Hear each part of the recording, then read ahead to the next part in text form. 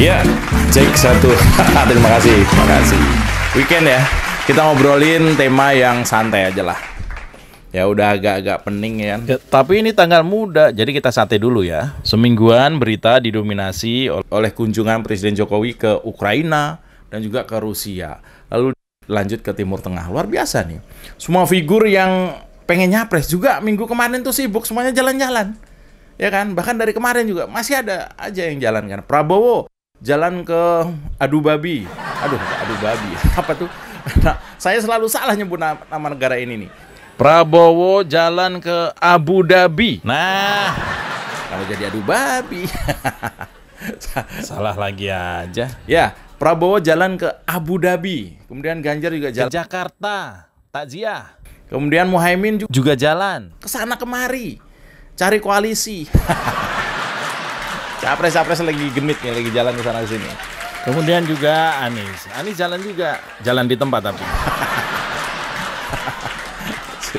Itu apa surveinya jalan di tempat maksudnya. Semua jalan-jalan. Dan jagat sosial media masih dipenuhi dengan masih soal Pak Jokowi. Padahal sebelumnya Jakarta itu heboh dengan Holy Wings. Dan minggu sebelumnya Jakarta juga heboh karena banyak orang nyasar. Gara-gara nama beberapa ruas jalan itu diubah sama Anies Baswedan. Ngaco ya. Dan kalau nanti Pak Jokowi dikenal sebagai juru damai, mungkin Anies juga bakal dikenal sebagai juru nyasar. Jalan nyasar, ngebangun nyasar, keputusan nyasar, anggaran aja nyasar. Ya, bagusnya itu adalah warga Jakarta, warga mantan ibu kota ini mulai sadar, mulai peduli dengan hak-hak mereka. Mulai terbangun bahwa selama hampir 5 tahun ini mereka cuma kemakan janji-janji sambil nonton akrobat politik gubernurnya. Belum juga ngerasain janji surga yang diucapkan Anies di awal kampanye, bahwa ia bakal memajukan kota dan membahagiakan warga Jakarta. Luar biasa ya. Mungkin sebagai sebagian tuh baru nyadar kalau janji kampanye Anies ini sangat berat. Memajukan kota dan membahagiakan warga. Dua hal yang nggak main-main. Dan saya yakin dua-duanya belum tercapai. Malah janji kampanyenya Anies ini malah cenderung jadi blunder. Bagaimana cara membahagiakan warga Jakarta yang misalnya kena masalah PHK kemarin tuh, seperti karyawan Holy Wings. Gimana cara membahagiakan mereka? Iya kan, Holy Wings-nya dipaksa untuk ditutup. Lalu bagaimana caranya membahagiakan warga yang kena masalah suami istri misalnya? Masa disuruh main bola di JIS? Janji membahagiakan warga itu ibaratnya juga sesuatu yang sangat berat. Itu juga sebuah janji yang aneh menurut saya. Karena yang biasanya janji membahagiakan itu cuma kalau ada cowok ngajak kawin cewek, Pak. Jadi misalnya gini, aku mau menikahimu meski nggak punya apa-apa, rumah belum punya, tabungan belum ada, cuma dosa aja nih yang udah numpuk. Tapi percayalah, kalau kita menikah nanti, aku jamin kamu bakal bahagia. Karena bagiku rumah tangga yang baik adalah rumah tangga yang maju kutangnya, bahagia burungnya. Mungkin gitu. Dan ternyata benar. Soal membahagiakan warganya ini, Anies gagal. Indeks kebahagiaan warga DKI Jakarta turun drastis sejak Anies memerintah. Lalu Jakarta bukan maju, tapi malah mundur. Mundur wilayahnya. Khususnya garis pantainya mundur karena reklamasi jalan terus. Keras ya. Nah, emang banyak kebijakan Anies ini ya, mencela-mencela ya. Ada namanya monumen instalasi terbuat dari bambu. Abstrak. Itu ada bambu ngegulung-gulung. Kesannya nih seni, art tingkat tinggi gitu kan. Luar biasa itu. Tapi kalau dilihat-lihat, patung bambu itu mirip orang lagi begituan. Jadi jorok pikiran orang mau nggak mau gitu. Lalu dibongkar, dia bangun lagi. Ada lagi tuh, ada monumen patung. yang ada peti mati lengkap. Sama pocongnya jangan-jangan tuh. Ini maksudnya apa? Wahana rumah hantu. Nggak sekalian tong setannya, Pak. Lalu dibongkar lagi. Pernah juga ada patung. Bukan patung ya, Pak. Instalasi lah, bentuknya tuh sepatu. Dan itu cuma sebelah. Ini sih ngeledek menurut saya ya. Sepatu gede banget, warna-warni, cuma sebelah. Menurut saya ini ngeledek. Karena waktu itu emang Anies sendirian ya, belum ada wakil gubernurnya. Jadi kalau jalan tuh pincang lah. Nah, yang terbaru, kebijakan Anies soal ganti jalan. Ternyata dapat perlawanan. Dan penolakan dari warganya sendiri. Terutama yang jalannya diubah tanpa komunikasi sejak awal ya. Ya saya sih tahu ya, kenapa mendadak Anies ganti nama jalan. Ini saya tahu nih. Soal waktu. Ini mepet banget nih. Dan nggak sempet lah kalau mau izin-izin ke warga yang bakal terdampak dulu nggak sempet. Atau istilahnya ketemu warga dulu nggak sempet lah, kalau mau ketemu warga dulu baru ganti jalan. Udah nggak sempet. Anies sudah waktunya udah mepet. Menurut saya ya, jangankan ketemu warga mau diskusi, Anies itu mau ngelarin soal rumah DP 0 aja udah nggak sempet. Sibuk. Ya, dan jangankan rumah DP 0, mau beresin turap Kali Mampang aja nggak sempet. Sibuk. Sampai dituntut warga tuh. Jangankan ngurus kali. Ini padahal lagi kemarau ya. Padahal lagi kemarau, bagus kalau mau ngurus kali. Mau ngurus udara Jakarta yang penuh polusi aja nggak sempet. Sibuk. Jangankan ngurus udara yang nggak kelihatan. Mau ngurus Jakarta aja nggak sempet. Sibuk kampanye. Nah, oke, balik lagi ke soal warga yang menolak nama jalan tadi ya. Alasannya itu ternyata ya macam-macam sih soal itu.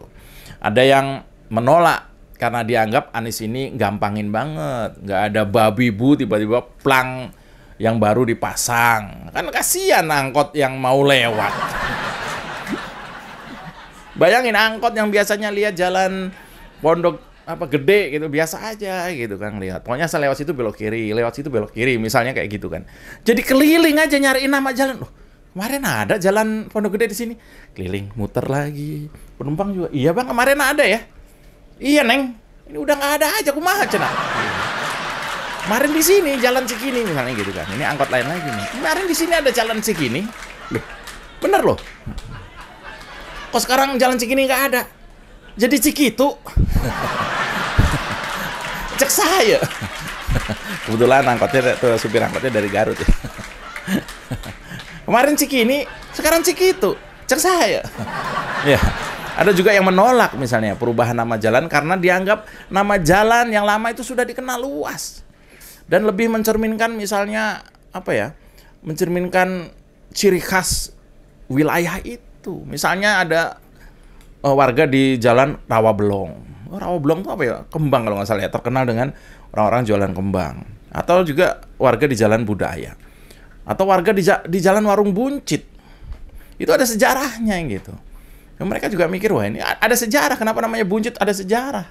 Kalau itu dihilangkan otomatis ya hilang anak-anak cucu kita udah nggak kenal lagi jalan Buncit itu artinya apa. Nggak tahu ya. Nah, kalau misalnya ya, kalau kebijakan menomor sekiankan rakyat ini terus-terusan, ini jatuhnya ya konflik lah. Anies ini kan nggak peduli ya, perasaan rakyat itu bodo amat. Perasaan warga maksudnya, perasaan warga bodo amat lah. Yang penting program gue jalan gitu. Padahal ini kan hal yang sangat sepele sebenarnya ya. Tapi memang Anies nggak punya kapasitas untuk hal-hal yang sepele ini tadi itu dia nggak punya. Katanya Anies ini kan banyak ngomong ya. Nggak berani ngomong sama warga. Takut ya. Oh mungkin level Anies sudah bukan ngomong sama warga lagi ya. Mungkin levelnya Anies tuh ngomong sama pemberi utang dari Inggris misalnya gitu kan. Lebih tinggi ya. Ya, aksi penolakan warga ini ya. Aksi penolakan warga ini kemudian jadi ada kesan seolah warga itu menolak nama tokoh Betawi yang ada di nama jalan itu. Ya jelas ini keliru, enggak lah. Kan memang enggak gitu sebenarnya. Enggak lah, warga yang menolak nama jalan Pitung itu bukan enggak menghargai nama legenda kelompok pendekar Pitung yang dulu melawan Belanda misalnya. Enggak, bukan itu. Mau ada jalan atau tidak, nama para seniman, tokoh atau ulama tetap dikenal dengan harum oleh warga Jakarta dan Indonesia. Menurut saya begitu.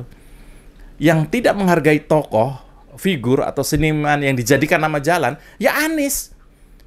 Karena caranya itu membuat jadi polemik, bikin puyeng ribuan warga. Ada nggak nih kartu Jakarta Puyeng nih?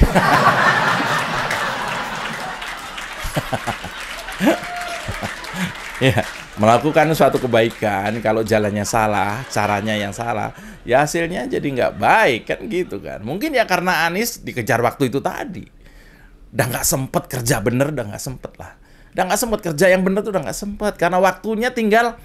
Anies ini di Jakarta kalau nggak salah, kalau kita hitung nih, iseng-iseng kita hitung, itu tinggal 105 hari lah. Sekitar 15 minggu lah. 15 minggu. 15 hari Minggu atau 15 hari Senin. 15 kali pakai baju korpri. Apa namanya? ASN ya. Itu alias sekitar 2.500 jam lagi, Anies itu harus sudah check out dari balik kota. Program-program pembangunan DKI skip dulu ya. Skip dulu deh ya. Warga Jakarta tolong pengertian. Warga Jakarta tolong kasih pengertian. Kasih kesempatan Anies untuk memparipurna brandingnya. Karena mau nyapres. Apalagi sekarang sedang sibuk membranding diri seolah nasionalis. Siapa sih yang ngasih julukan Bapak Politik Identitas? Kampret banget ya.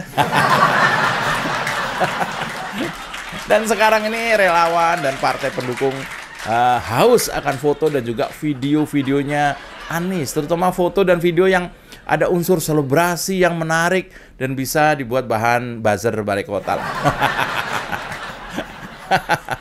Soal penolakan jalan yang diubah Anies dan katanya masih ada lagi ruas jalan yang bakal diubah, harusnya kedepankan fungsi musyawarah dulu lah. Musyawarah dulu dengan warga, ngobrol yang enak gitu loh. Gimana sih? Ini kayak gubernur kan nggak eksklusif banget gitu kan, nggak kan? Ya tapi susah lah kalau Anies ya. Suruh buka itu balai kota. Nggak semua yang dilakukan oleh pendahulu itu jelek. Justru dibanding hasil karya lu, Nis, yang dulu itu malah jauh lebih bagus dan manfaat buat rakyat. Gimana? Masih tertarik membuat atau membangun sesuatu yang ada manfaatnya lagi? Atau tertarik mau ganti nama jalan? Nih, ada ide nih. Ini ada sebuah jalan. Kalau mau ganti aja tuh. Namanya Jalan Cendana. Ganti tuh. Ya, saya Mas Jopre. Aman kan?